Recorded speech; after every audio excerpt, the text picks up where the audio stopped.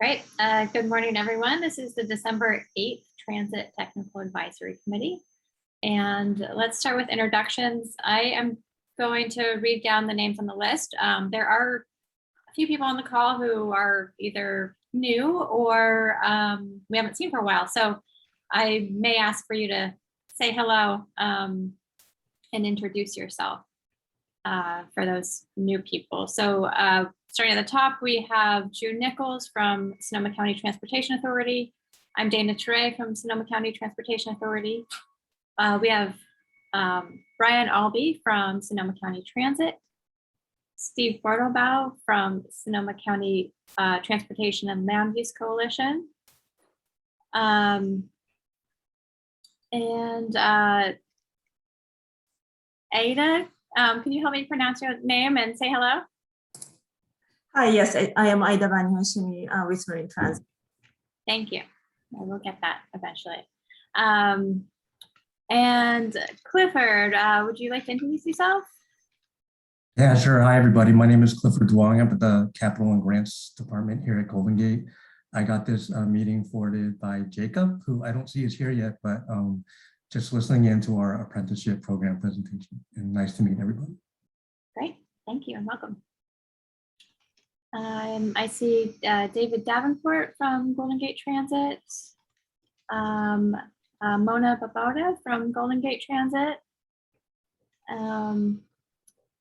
Emily Betts from SMART, David Ruperta from SCTA, well, you all met last month, so, and I see Orlando Ramirez from Caltrans District 4, Zan Smith from Sonoma County Transportation Authority. And I see Ross just got back on. Ross is new to our team at SCTA and RCPA. Would you like to give a quick introduction? Yes, I would. Hello to everyone. My name is Ross Clendenin. I'll be doing some marketing and communications work for SCTA and RCPA, and I'm happy to be here and meet everyone. Great, thank you. Welcome. All right, did I get everyone? I think so. All right, I know that Sonoma County, or sorry, Santa Rosa City Bus will be joining a little bit late today. So the next item on the agenda is a presentation from Golden Gate Transit on their driver pre-apprenticeship program. And so I will hand it over to Mona. Thank you. Dana, could I share my screen? Is that possible? Yeah, you should be able to share your screen right now. Okay, let me look at that. Okay, can everyone see that? Yep. Yep, okay. Well, thank you for your time today. I appreciate it. I wanted to share about a couple of efforts that we're doing here at Golden Gate Transit with a few other partner agencies, including the Santa Rosa Junior College up in your neck of the woods, and College of Marin, and our local union, our local ATU union, and California Transit Works, which is a consortium of transit agencies, colleges, and unions, and the whole their whole mission is to pursue professional development programs for frontline workers. So let me move on here. And so I'm going to focus a little bit on some of our existing programs just to set the foundation for the pre-apprenticeship and the apprenticeship program, expanded element of our apprenticeship program. Currently, we have an apprenticeship program that is recognized by the Federal Department of Labor. It is a 2,000-hour program that is a combination of our 11-week training program, our typical bus operator training program that spans 11 weeks. And that includes a combination of classroom and on-the-job training. Initially, in order to get recognized by the Federal Department of Labor, we needed to partner with an educational institution. So at that time, we partnered with American River College to develop the 2,000-hour program. And the California Labor Federation helped sort of, bring us all together, and then helped us with the process with the Federal Department of Labor to actually get certified. And all of our bus operator trainees, when they first enter Golden Gate Transit, they automatically become an apprentice. And upon completion of the 2,000 hours, they will also get a certificate of completion from the DOL. And then a little bit about our bus operator training program. As I mentioned, it's an 11-week program or a total of 440 hours. We have a combination of Golden Gate Transit training staff and also bus operators training these new employees. And then we also partner with the SF Bike Coalition to better inform our folks on how to navigate around bicyclists and how to navigate around bike infrastructure, especially in San Francisco, because as we all know, the bike infrastructure is, very much everywhere. And a lot of our buses oftentimes have to navigate those and deal with lots of bicyclists, and we want to make sure that they're equipped to do that. As I mentioned earlier, there's lots of classroom training, the knowledge training basically of element of our training program.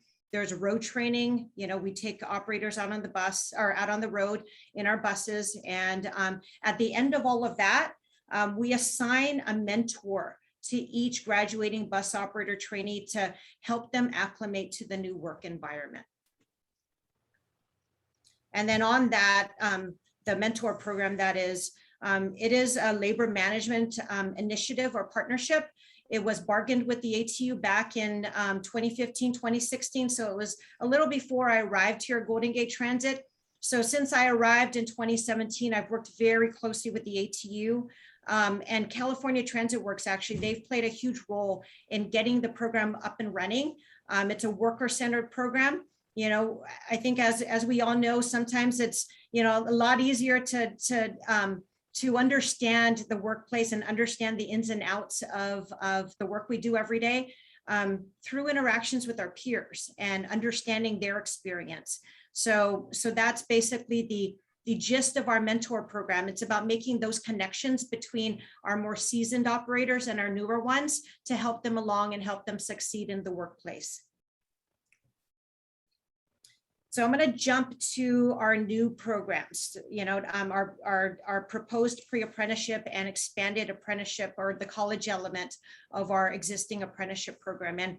And the existing programs that we have today really set a foundation for our ability to move forward with these new initiatives. So on the pre-apprenticeship program, or actually both, it started with a conversation that was brokered by California Transit Works with Mission College. So VTA actually has an existing program or partnership with Mission College, so that every VTA bus operator who starts in their training program is also a Mission College student. And as they're going through VTA's training program, they're earning college credit. So we really were using that model to explore how we might be able to do something similar here at Golden Gate Transit. And the timing was perfect because the state announced an opportunity for California Apprenticeship Initiative grants. The deadline is coming up, I think, next week. So we've been working really hard since around October to kind of develop these programs and put together the grant request. So we're in the works doing that right now. So following that conversation with CTW and Mission College, we then met with College of Marin and Santa Rosa JC representatives to kind of talk through our interest about establishing first a college element of our apprenticeship program.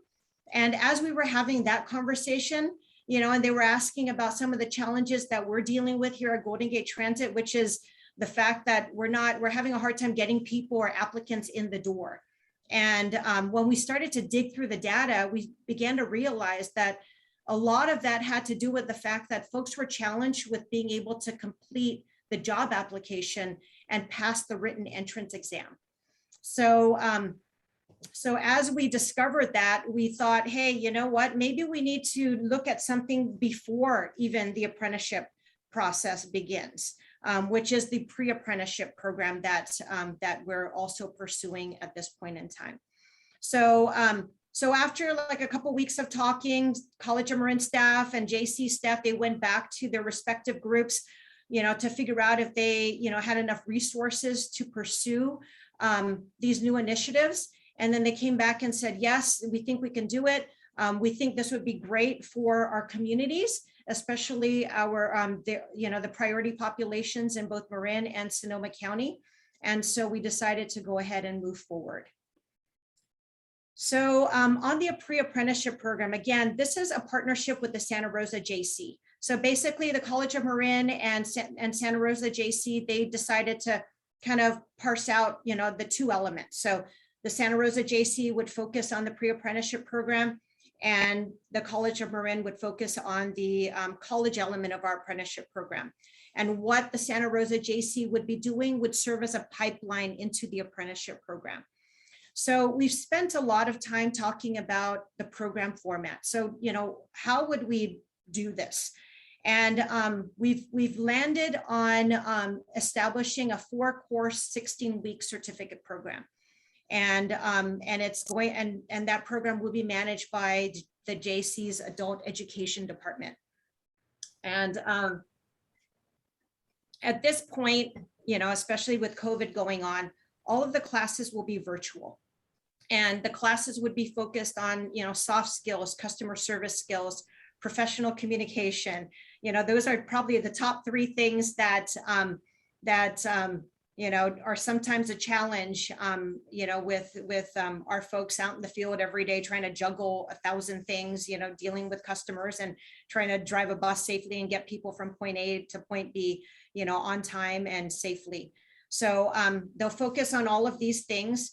And then we're also going to offer bilingual offerings, because really our focus is on soft skills and professional communication, customer service, and, you know, other things, you know, collaboration, you know, basic computer skills, so they can look things up on a computer, because, you know, transit's becoming more, you know, tech oriented. So we want to make sure that whoever is interested in becoming an operator really understands what they need to do to succeed. And if we need to, you know, kind of fold in, you know, things in a different language, we're willing to do that. So we're working with JC staff to figure out how we might be able to do that and make sure that there are resources as well. But that is also a key element of this program, is making sure that folks who don't speak English as a first language feel comfortable, feel included, and are in an environment where they could learn all of the things that they really need to know to succeed as a bus operator. Another element of the program involves shadow days here at GGT. So, so we're looking at up to 4, not more than 4. We will offer some sort of financial incentive to do it, to, you know, maybe help those who are, you know, working a full-time job if they're going to lose pay for that day to do this. You know, we want to make sure that they're, you know, not impacted significantly. You know, if someone needs childcare while they do this, that was also a consideration. And then probably the one thing that is really, really attractive to us about this program and this partnership with the JC is the fact that they will be going out and hiring a full-time outreach specialist to recruit pre-apprentices and to drum up interest in becoming a bus operator at Golden Gate Transit. The partnership with labor is a key element of this. Because, you know, we want to make sure that the classes mean something, and they prepare folks well enough to be a bus operator at GGT. And if there's a group who knows how to do that the best, it's our folks on, you know, driving the bus every day. It's our frontline folks. It's our ATU members. So they will play a key role. We'll work with them and our mentors to shape the content of the classes. shape exercises that they may want to incorporate into the courses. And then also they'll shape the shadow days and participate actively in the shadow days. And at this point, we're expecting roughly 30 to 50 pre-apprentices per year over a 3-year period. The CAA grant is a 3-year grant. So we're basically planning out a program that will span a 3-year period. And then some other considerations that we kept in mind as we've been kind of thinking through the pre-apprenticeship program is our hiring process, and then our minimum qualifications for being a bus operator. So this forced us to go back and reevaluate our hiring process. As I mentioned earlier, there are 2 main things that seem to be obstacles for folks as they apply to be a bus operator. One is completing the job application, and then taking that written test. The interview is also something that all candidates would need to complete before we offer them employment at Golden Gate Transit. I'm sure we all feel a little nervous. Some people really feel so nervous that they can't get through the interview. So with respect to the application process, we're going to incorporate that into the pre-apprenticeship program. So in order to graduate, they will need to complete the application process with help from the JC. And then, we can also help as well. We're also going to provide a waiver from the written test. And we're going to see how we can fold in the interview process into the shadow day. And then with respect to our minimum qualifications, we stepped back and we're like, do they really need 7 years of driving experience to become a bus operator? Is there something we can do around that? So after talking with HR, we decided to drop the driving experience requirement from 7 years to 3 years upon completion of the pre-apprenticeship program. And then we also, took the opportunity to look at all of the other things. And our requirement around moving violations actually kind of, made us kind of think twice about, whether or not, we be so stringent about moving violations, because the one thing that came to mind actually when we were going through this was the fact that, a lot of our bus operators, a lot of the folks who want to be bus operators, they live in priority populations.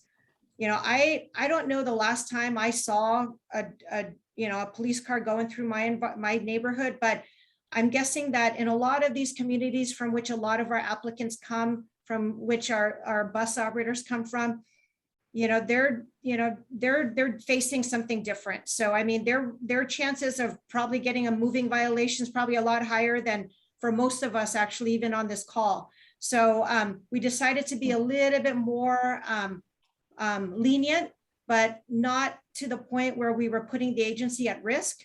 So we came up with this new language about not having more than 2 moving violations and 0 at-fault accidents. However, we will leave the door open to discuss anything that may have exceeded those thresholds to really understand whether or not those are really risks to the agency and whether or not they're grounds for dismissing someone from the hiring process. And so in terms of, why, what benefits we would get from entering into this partnership with the JC, of course, that was a core part of our conversation with them. Why should we go through this effort? There's definitely benefits not only to Golden Gate Transit, but also to those who are seeking employment right now. They'll get a certificate of completion, which is going to be great on their resume. It'll help them, move forward. It'll be an attractive element as they get considered for jobs. Also, if you can get through this pre-apprenticeship program, we are going to make it easy for you to get on our hiring list. That is, we will make it, understanding the breadth of, the training materials and the training environment and, and what the JC is investing in each of the students. We feel comfortable waiving some of our job requirements and putting these candidates or these students on the eligibility list. They will definitely be more job ready. And it's great to know that we're creating a pathway to a higher degree, educational degree, an associate's or a bachelor's. And with the shadow days, it'll be helpful because we're encouraging folks to come and become familiar with Golden Gate Transit's work environment. And it also creates a nice pathway into the College of Marin program or element of our apprenticeship program. And it goes without saying that, when you make it easier for someone, especially someone from a priority population, to access employment, it's good for their families and it's good for their future. So I'm just going to touch really quickly on the expanded apprenticeship program or the college element that we're working on with the College of Marin. So the way this works is what we're doing right now is working with College of Marin to try and create college courses based on the existing training program. And so right now we have an 11-week training program, as I mentioned earlier, and it's a combination of classes and road training. We are transitioning that into college classes. So next fall, that's when we expect to get this off the ground. When you get your course guide, you will see a few pages dedicated to this certificate program that we're establishing with the College of Marin. And it'll lay out a few courses that will be available for students to take in order to become a bus operator here at Golden Gate Transit. And upon completion of those courses, the students will earn 12 college credits. And then going back to the federal DOL apprenticeship, I mentioned earlier that it's a 2,000-hour program. So when you finish the bus operator training program, you have already completed 440 hours of the 2,000 hours. What remains, it's roughly 1,560 hours of on-the-job training. And basically that's just, the trainee graduate becoming a bus operator, driving full-time for us. And as they're driving full-time, and once they complete 1,560 hours of driving for us, they will have completed the apprenticeship program as recognized by the federal DOL. And once you complete that, or once the students complete that, or the apprentices, they will earn six additional college credits for a total of 18 credits earned of college credit. And again, that's all free college credits that they could maybe decide later on down the line to apply to maybe an associate's degree or even a bachelor's degree. There's of course another, the partnership with ATU is another key element of this program. As I mentioned earlier, when a trainee graduates from our training program, they are assigned a mentor, and this mentor will be there to support this new bus operator as they begin their career as a full-fledged bus operator here at Golden Gate Transit, and support them with whatever they may need to be successful in their jobs. In order for our students our trainees to earn college credit, they will need to be taught by a College of Marin faculty member. So because of that, all of our Golden Gate Transit trainers will also be registered as College of Marin faculty. So as someone may be going through the course guide next fall and they see all the classes, they'll actually see names of some of our Golden Gate Transit employees or trainers beside each of those courses. So we thought that might be kind of interesting. And then right now, the way we're structured, hiring 100 operators, which is our goal over the next 1.5 to 2 years. Our current training structure really doesn't support that. We're not going to be able to move that fast given our current structure. So we're actually actively looking at how we might be able to expand our capacity to expedite the hiring process and make sure that these two programs that I'm talking about today are successful in the end. And they could be sustained.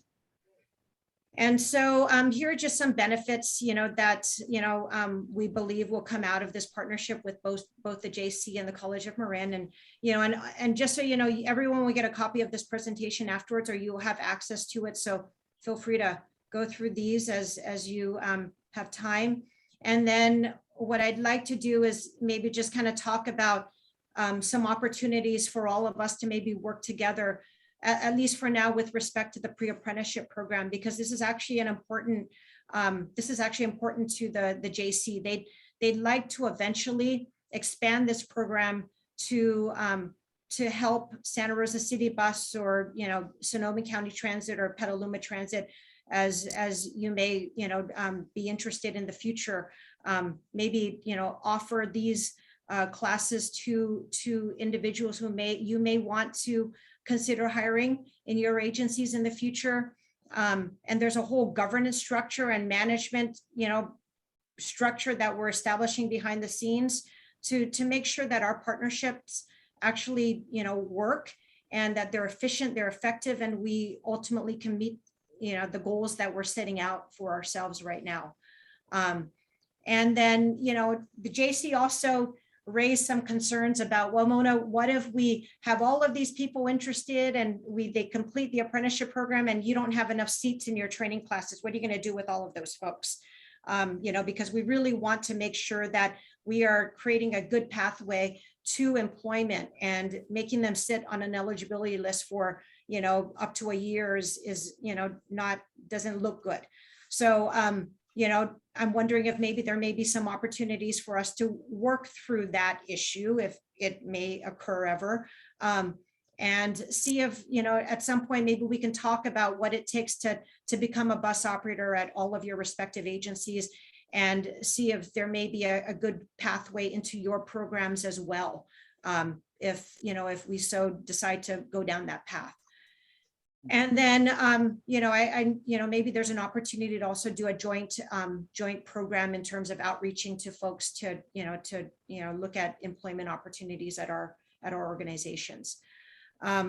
We'd like to, we're going to learn a lot of things through these two programs. And, if you're interested, we'd like to share what we're learning over time and share best practices that we may be running into as we implement these programs. And then, of course, I'd love to get your thoughts on any other ways that what we're doing here at Golden Gate Transit might be beneficial to you. And, and if there's, and we always, and appreciate feedback from all of you to us in terms of how we might be able to do things better as well. And just a heads up, Suzanne and SCTA, at some point, I'm going to reach out to you in the next day or two to see if you might be interested in writing a letter of support for our grant application. And so with that, guys, that's it for me. I'm happy to answer any questions or provide additional information. So let me see how I might be able to stop sharing my my screen. So stop share. There we go. Thank you so much, Mona. Thank you for the time. Oh, sorry, Dana, go ahead. Oh yeah, just thank you for the presentation. That was really informative. Does anybody have any questions for Mona? Yeah, I have. Okay. Go ahead, Brian. Go ahead, Rick. Go ahead. No, well, Mona, have you received the grant yet, or is all this contingent on receiving the grant? So there's $90 million available from the state. There's a lot of money out there. CTW has done this before. VTA got their grant. CTW seems to be very confident that we'll get funded. But quite frankly, really, a lot of the resources that the colleges are applying to these two programs already exist within their institutions. So when they, we're talking about costs, really the largest cost to both of those institutions is just, the coordinator that they might need to hire to facilitate this relationship with us. And then also the outreach that they would have to do into the communities, which, when all is said and done is a small cost. So even if we don't get funded from the state, my sense is that we'll find the resources elsewhere to get this program off the ground, because we think it's valuable. We think it's helpful in terms of helping us recruit, and then also to just build the skill sets within our workforce. Yeah. And I guess regardless if you get the grant or not, when do you plan to start? Is this something in the next few months or the next 6 months? Yeah, so even before we get funded, we're going to start working with the state to make sure that these two programs are registered with the Division of Apprenticeship Standards, and just make sure we're ready to go. We'll find out, I think, in March if we get the grant. And we'll be doing a lot of work between now and then so that we can get it off the ground as soon as we find out. And even if we don't find out, at least we're ready to go. And then we can talk about how we might be able to proceed forward in spite of that.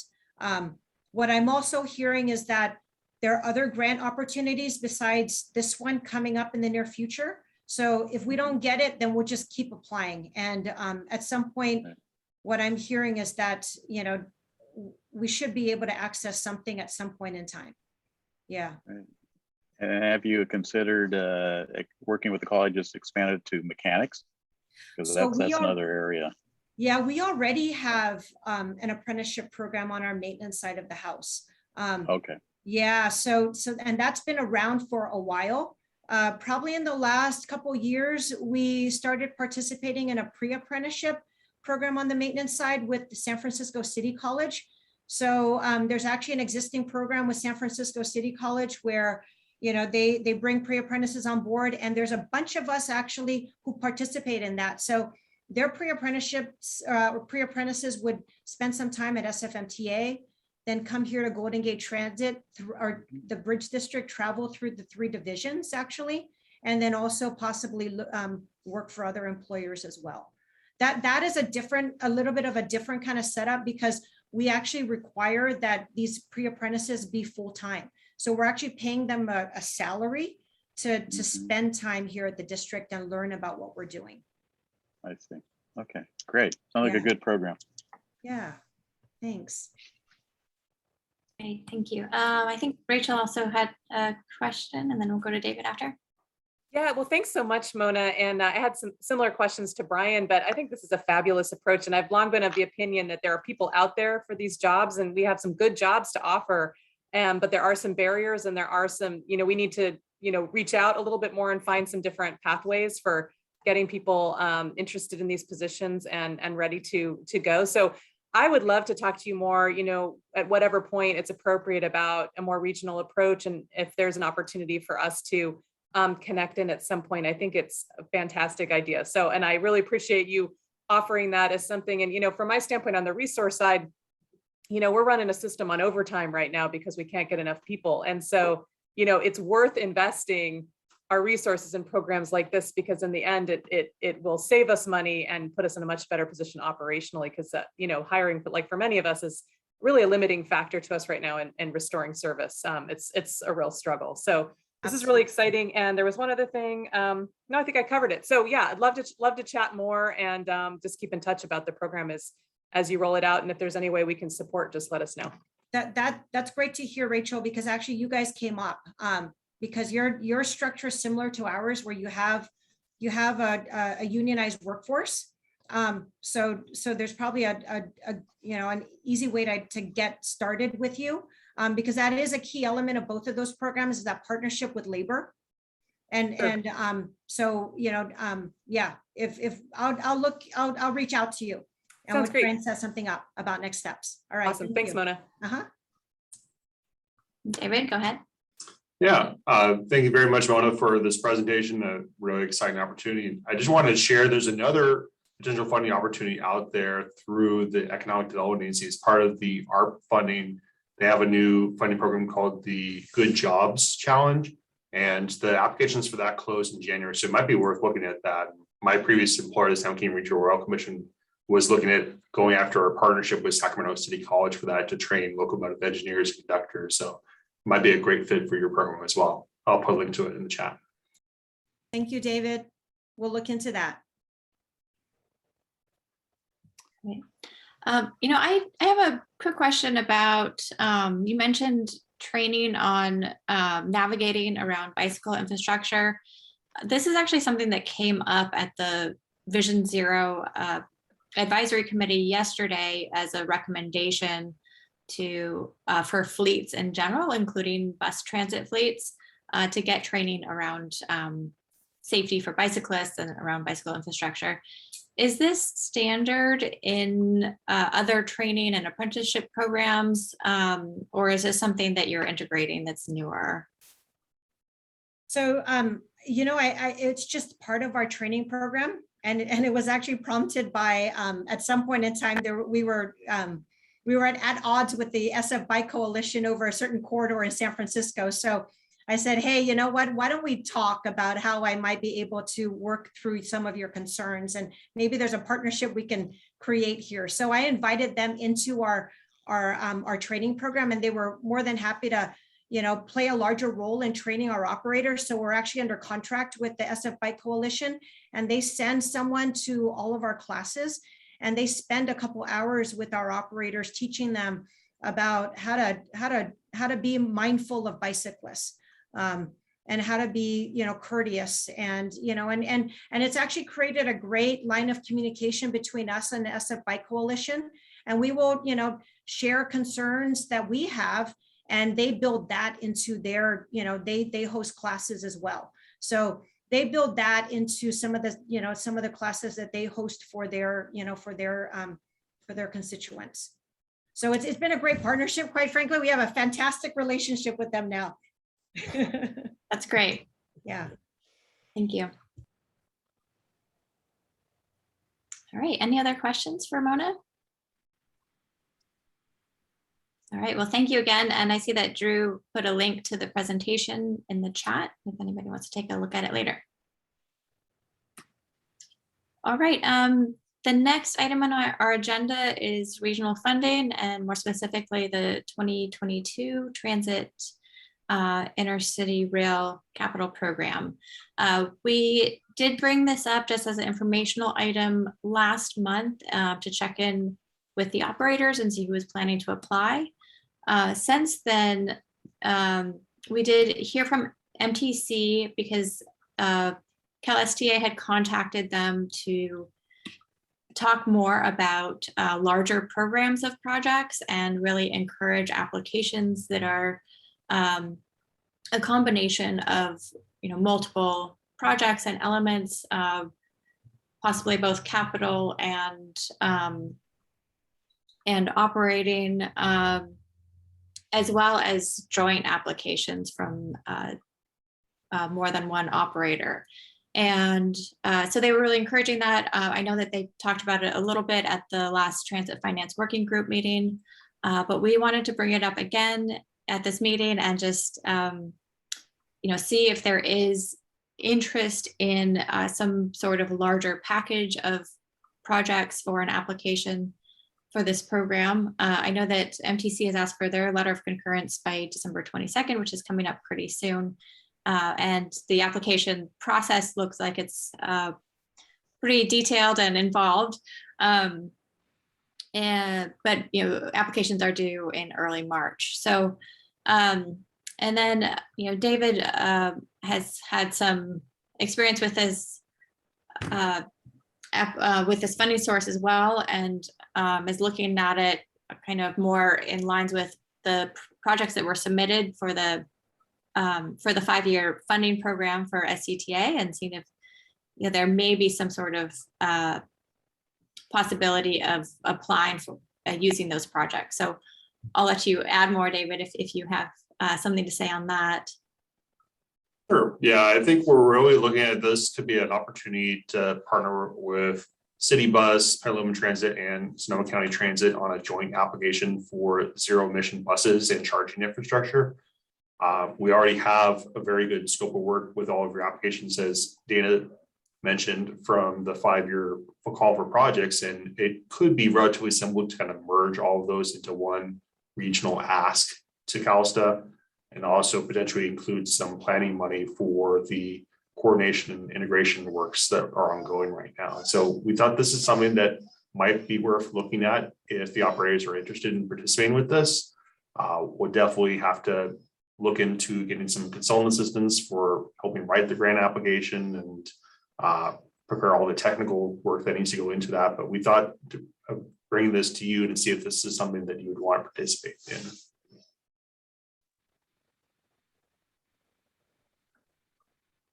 I guess the question is there a rail integration or is this a separate transit application? It would just be for the bus operators. Okay. Well, we should certainly schedule a separate meeting between the three of us to talk about potentials.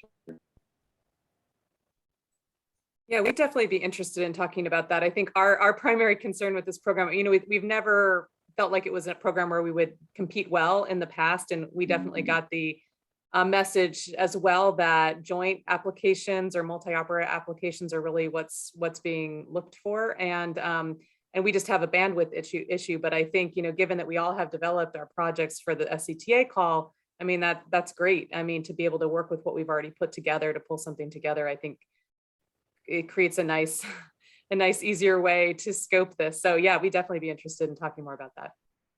Yeah, and Petaluma would too. I agree with all the same points Rachel made, and I'm happy to join the discussion. Would be supportive. Great, thank you. Just to, I realize I haven't asked this question of Dana or David. So would we be the applicant on behalf of the 3 bus operators, or would we need, what's the theory on the structure there? I mean, that could be an option. If no one else wants to take the lead, I think it may look better to CAUS to have SCTA be the applicant and then have Petaluma County Transit and City Bus be sub-recipients. I've seen that happen in other kind of joint applications for TIRCP funding where kind of it's a joint application, but then everyone receives your funding separately through Caltrans and CDC. So I think that's a way that could take some of the administrative burden off the operators if that's something we want to talk about further. Yeah, that's what I was kind of getting at. Like, if given bandwidth issues, if we can absorb some of that work and the consultant support and whatever that part is, but still have the money either flow through us through the coordinated claim or flow directly to the operators, that seems optimal. David, in your experience, what is the kind of likelihood this type of project, if we had a joint application, would potentially receive funding? How often do these type of projects get funded from the pool versus kind of rail type projects?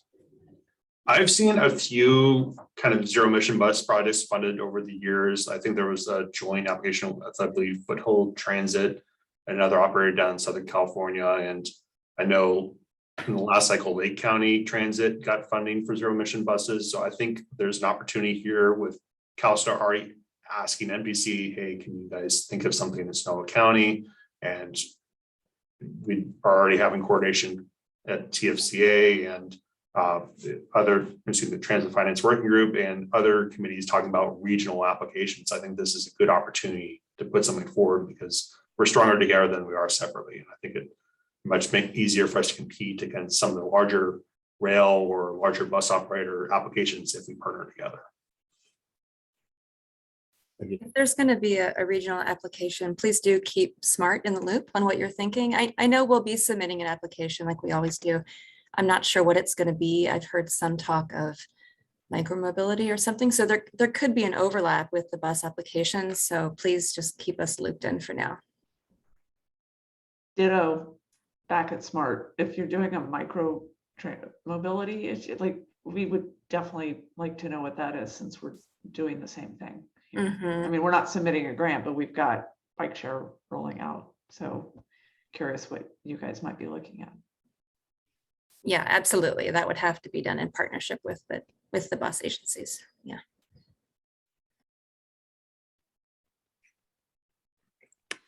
Great. Well, it sounds like the next steps is to look for a time to talk further on this, and I can definitely get that started later on today. So thank you all. And I'm sure that MTC would be happy to consult throughout the process before asking for an official letter from them on the application as well. All right, so the next item on the agenda is the Future of Transit Ad Hoc. We did have a meeting at the end of last month. We talked through how it's progressing with obligating the funding from MTC for the phase 2 integration. We also talked through the presentation that Santa Rosa City Bus gave to their council at a study session on the overall project. And we heard updates on the paratransit one-seat ride program, as well as service schedules and service change dates. So I will open up to any of the operators or to Suzanne, who was there at the meeting, if they want to add anything to that update. All right, any questions? I think we're looking at our next meeting for mid-January. So probably after the next Transit Tech meeting. All right, we'll move on to transit operator updates. And I will find the first person on my list, Golden Gate Transit. You want to kick this off? Good morning, everyone. It's hard to follow up Mona's presentation on the apprenticeship program. We're really looking forward to that because, as you know, we're experiencing extreme difficulty hiring bus operators. So anything we can do to help with that is good news. We're actually in a position, which I'm sure some of you are in, like Rachel mentioned, where we would like to expand service, but we're currently unable to because we do not have the staffing levels to do so. So we're not optimistic that we'll be able to add any service in March, but you know, stranger things have happened. But I think we're kind of in a holding pattern at the moment because we just don't have the staffing. So that's kind of looking ahead into early 2022. But as a reminder, starting this Sunday, our bus route numbers change to 3-digit numbers so that we don't have overlap with the local transit operators. Route 101 will remain the same number, and the other route serving Sonoma County currently, Route 72, will become Route 172. I think other than that, nothing too much new to report since last meeting, but I will say that we're taking a look at ridership, and currently bus ridership is at about the same level it's been for the past few months, but we are receiving an increasing number of requests for some restoration of commute service, which, as I mentioned, is unfortunately something we can't do at the moment. On something non-Sonoma County related, we are moving forward with starting Angel Island ferry service. It could happen as soon as this coming Monday, although it sounds like that is unlikely because we still need to work out some paperwork with the State Park Service. So just as a reminder, if anybody comes to you to ask, the Angel Island ferry service is from San Francisco. So if somebody is coming from the North Bay, if they wanted to ride our service, they need to get to the San Francisco Ferry Building somehow. We are not running anything from Marin County direct to Angel Island. That's a private ferry operator out of Tiburon. So that service is not impacted by this change. I think that's really it. I'll turn it over to Jacob if he has anything to add. No new updates on my end. All right, thank you both. All right, Brian, want to give us an update on Sonoma County Transit? Sure. It seems like we just met a few weeks ago. I don't really have too much new on my list other than the schedule changes that are effective this Sunday. I think this gets us to about 85% of our pre-COVID level service. And I don't foresee us really adding much more after this, and our contractors kind of maxed out on personnel. So this will probably be it for the rest of the fiscal year, but we are still holding March open for possibilities. Other than that, it's really nothing.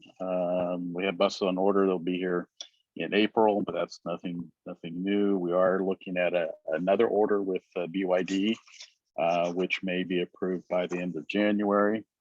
And we do have design of a new parking lot here at the facility underway for electric bus charging that hopefully will be constructed next spring, next summer. So, but more on that later on. Thanks. Thanks, Brian. All right, Jared, you want to give us an update on Petaluma Transit? Yeah, sure. Sorry, my connection might be a bit slow right now. Not a whole lot of updates from us either. We also would like to add service, but have the operator shortage that we're working through, similar to everyone else, unfortunately. Most notable thing for us is we're working on a veterans fair program. It would be veterans and active duty, hoping to start that in February, bringing that before our council soon. So just putting together the framework for that, reaching out to the veteran organizations throughout the community to kind of build some partnerships there, and hopefully get that going relatively quick. And that's about it. Thanks, Jared. All right, Emily, would you like to give us an update on SMART? Sure, I don't have a lot to report. Our new GM, Eddie Cummins, started last week. So that transition's underway. Farhad's still here for another week or so. So we've had a number of things sort of in limbo for a few months as we await the transition, and it's nice to see some things move forward. Ridership continues to slowly move upward. I think we were up 2% average weekday ridership in November, and then December so far is up over that. So hopefully people are slowly returning to the train. That's all. Thanks, Emily. And Rachel, can you give us an update on Santa Rosa City Bus? Yeah, sure. I don't think I have too much that's new, but I can't remember what we said last month. So we are not increasing service on Sunday. We already have maxed out on staffing, as I mentioned. So we are holding off on we have a run cut on ice, ready to step up another level, which we'll do as soon as we've got the staffing to do that. We actually are looking potentially at a small service reduction in the new year because of staffing, and you know, the training class that's about to begin won't be ready for a couple months to go into service. So we think we might have a path to do that with really minimal impact on riders, just with increasing some efficiencies in the scheduling. But that's something we're working through right now. We do have a ratified union contract after 6 months, so that's huge, and that's going to help us move forward in a positive way. So we're excited about that. In terms of our ridership, in November, we stayed steady at about 61% of our pre-pandemic ridership, which we're happy with overall, considering. Interesting, our youth ridership stayed flat in November, even with the week of fall break. So even that week off of school didn't seem to have a dent in our youth ridership. So that's great to see. I think that's all I've got for now. Thanks. Thanks, Rachel. And Ada, you want to give us an update from Marin Transit? Sure. Good morning, everyone. So in terms of ridership, we continue to see a steady growth in ridership. We are still about 30% down compared to pre-COVID. Obviously, we're seeing more recovery on the fixed route compared to the demand response services. We also will have some minor schedule changes upcoming this Sunday.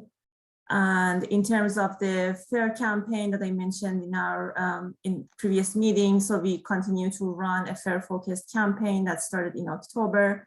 It will be continued through spring of next year. So we continue to offer free fares on local fixed route services for older adults aged 65 or older and people with disabilities. That will go through March 2022. And then, as mentioned in previous meetings, so we're going to be having a change in service provider for our paratransit and demand response services in the coming year. And so the new operator, so we signed a contract with Transdev, the new operator, and that will start on February 1st. Great, thank you. I'm curious if you have any preliminary data or information on the impacts your free senior fare program has had on ridership. So honestly, we have been spending some time of, there has been some challenges at the start regarding kind of making sure that everyone knows about it. So some marketing challenges would be a lessons learned. So we should be doing better on the marketing end. And then also on the drivers end, there has been some observations in terms of riders wanting a free fare, drivers not being aware, some interaction there. In terms of ridership, we are now in the process of actually starting to kind of look at the data. We don't have any solid numbers yet, but I make sure to report back on that in the future meetings. Great, thank you. Sure. All right, the next item is transit fares and Clipper Start. Does anybody have any fare updates or interesting things happening with Clipper Start that they'd like to share? No. All right. Then we have other business comments or announcements. I have a question. To follow up on Jared's comment about the veterans program, do other bus operators currently have free rides for veterans? Sonoma County Transit does, right? Yeah. Right. And Santa Rosa City Bus too? Yeah. Okay. Are the three of you coordinating that in some way, or is it, I mean, how is it administrated? Yeah, we've had a lot of discussions, obviously, about the coordination side of it and trying to make our pass and fare offerings more compatible. So this is just one example of it. I think we're accepting kind of the same cards, the same IDs. It's pretty standardized, actually, from what I've seen on the veteran side. There's only about 3 or so major IDs. Any other thoughts, Rachel or Brian, beyond that? We could maybe do marketing at some point too. I mean, we've just been trying to get all in alignment with this program. So right now, we're just veterans. So we also need to take the step of going to our council and extend it to active duty as well. So I think, we're all trying to get to the same consistent offering around veterans and active duty using, the same methods of verification. And if you all are looking at that, let's all talk and make sure that we're all in alignment. Yeah, I think SMART would be interested. So while you're doing the work and getting everyone on the same page policy wise, loop me in, please. Great. Yeah, that'd be great. I did want to bring up, I mentioned something about the Vision Zero Advisory Committee earlier under Mona's presentation regarding training for transit. We did review some draft actions yesterday at the committee meeting, and a number of them had something to do with transit, and we realized that there were no transit representatives at the meeting. So we will be sending around the draft actions for the Vision Zero plan to you all for review. That will either come from me or from Janet Spillman. So keep an eye out for that. And then we should have actually have a draft action plan to review for our January transit TAC meeting. But the actual actions will be our earlier process that we probably need your attention on in the next couple of weeks.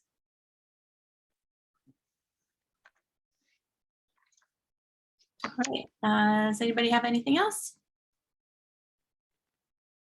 Okay, thanks for your time. And we'll see you next year, if not before. Thank you. Yes. Thank you. Take care. Thank you, everyone.